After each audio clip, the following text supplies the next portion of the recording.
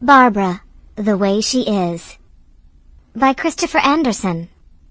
Narrated by Ellen Archer.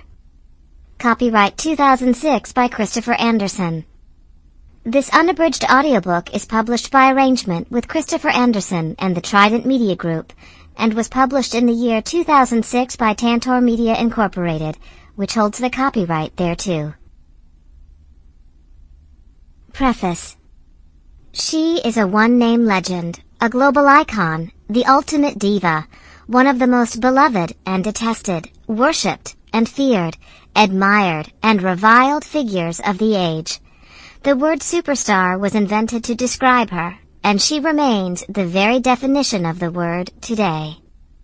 Yet most of what we know about Barbra Jones Streisand is the stuff of caricature, the Brooklyn Goyle made good, the ugly duckling who blossomed into a modern-day Nefertiti, the brash upstart accepting an Oscar in see-through evening pajamas, the political dilettante driving to the barricades in her Rolls-Royce, the Hollywood powerhouse capable of turning her hairdresser boyfriend into a bona fide movie mogul, the greatest female interpreter of popular songs who ever lived, a skinflint, a philanthropist, a connoisseur and a bore, the woman whose physical characteristics were instantly identifiable around the planet, the tapered nails, those slightly crossed eyes, that nose, the voice.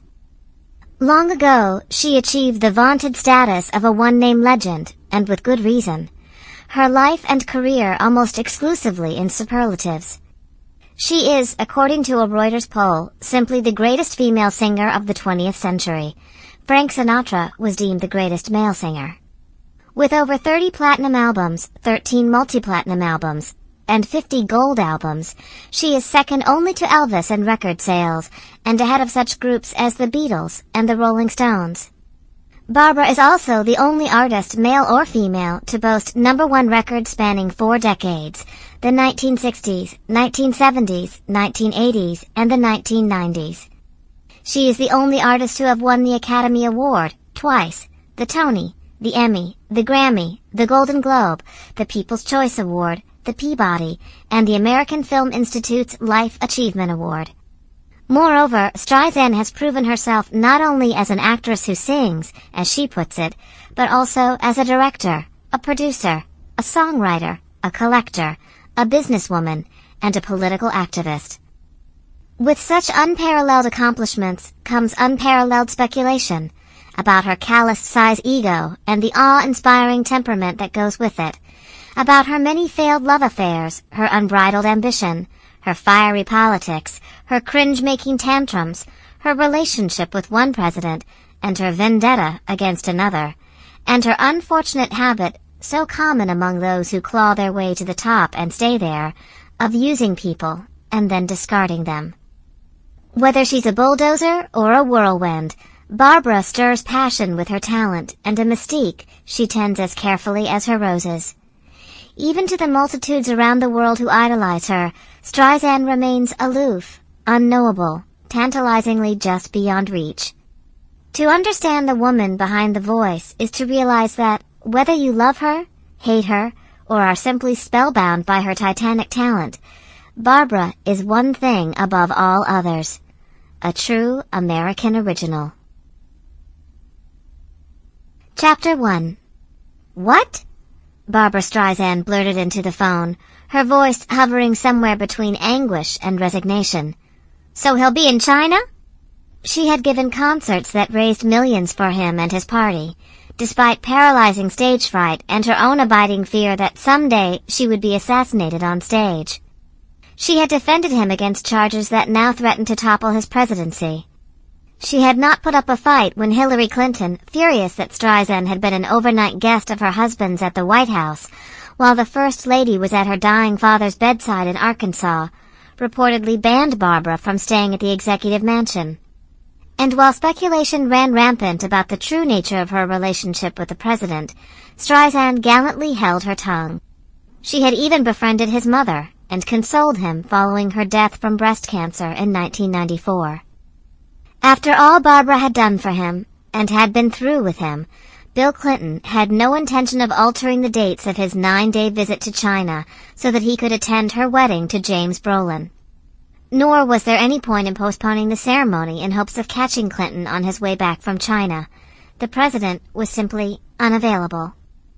It came as less of a surprise that Hillary, who had always been suspicious of Barbra's motives in cozying up to Bill, also turned down the invitation. As it happened, both the First Lady and First Daughter, Chelsea Clinton, would be heading for China at the end of June 1998. There was one Clinton who would be attending Barbra's wedding, Bill's little brother Roger, a failed rocker who once did prison time for selling cocaine. "She was disappointed, of course," said an Arkansas friend of the Clintons, "but I think she understood that there was no way Bill could postpone that trip to China, even for her." Barbra was not about to complain directly to the president. She had other ways of coping with disappointment. She took her frustrations out on the hired help, and, whenever possible, on the press. July 1st, 1998, Malibu. A squadron of press helicopters churned high above Malibu's Point Dume, the din from their rotors competing with the relentless banshee shriek of White Zombie's Thunder Kiss 65. It was not enough that reporters were held back by barricades 50 yards down the road from the sprawling Mediterranean-style estate. On Barbra's orders, a large black van equipped with gigantic speakers was parked within a few feet of the barricades, blasting heavy metal so that it was virtually impossible for television reporters to file their stories. Neighbors seethed, but no matter. The black van was parked far enough away so as not to disturb the mistress of the house, or her guests. "Can they do this?" she had pleaded to anyone who would listen. "Can they fly over my house like that and take pictures of my goddamn wedding?" Legally, reporters were well within their rights to do so, as long as the helicopters did not descend below what was considered a safe altitude of 500 feet. Still, Streisand publicist Dick Gutman had warned them to keep their distance, so sacred vows can be heard. Since the press was not about to comply, Barbra decided the ear-splitting White Zombie counterattack was her only recourse. While hapless reporters shouted into their microphones, straining to be heard over the mayhem outside, beefy, grim-faced security guards in dark suits and sunglasses manned the front entrance of Streisand's estate, matching names to lists, checking badges, and muttering into walkie-talkies.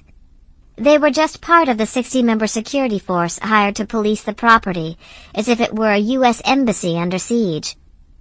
Behind the walls of the embattled compound, another, even larger army of floral arrangers, musicians, bartenders, cooks, busboys, waitresses, handymen, and parking valets scurried about as they prepared to man their posts. At the center of it all, the tiny figure in bathrobe and slippers strode purposefully down one of the brick walkways that snaked across the grounds, trailing a hand-wringing cadre of caterers and gardeners in her wake. It had been 2 years to the day since she first met veteran television star James Brolin, and Barbra Streisand wanted nothing less for their wedding than she wanted for every other project she undertook: perfection. While she had played the part, most memorably as Fanny Bryce camping it up on stage during the pregnant bride sequence in Funny Girl, "I am the beautiful reflection of my love's affection," Barbra had never had a real wedding of her own. Her 1963 marriage to Elliot Gould had been performed by a justice of the peace in Carson City, Nevada. This time, Brolin, fully aware that his fiancée had felt cheated, was urging Barbra to pull out the stops. The groom's disarming naivete notwithstanding, Barbra was more sensitive to the perception of any 56-year-old woman, much less one of the world's most famous, wealthy, and powerful ones, trying to play the blushing bride. It was a daunting assignment, but one that Barbra believed she could pull off. There was only one requirement: that everyone do exactly what she told them to do. Control. It was the one thing Barbra Streisand had sought to assert, with varying degrees of success, in every facet of her life. Control over her art, and, by extension, over her career, over the music she recorded, the movies she made, the concerts she gave. Control over her fortune, now estimated at more than $120 million, and total command of all that entailed, the details of every clause in every contract, of every share of stock purchased, of every acre acquired, of every dollar doled out to charity. Control of her environment, right down to the subtle gradations of color in the roses grown at her sprawling Malibu estate. Control over her own psyche, though, after more than 30 years of therapy, that seems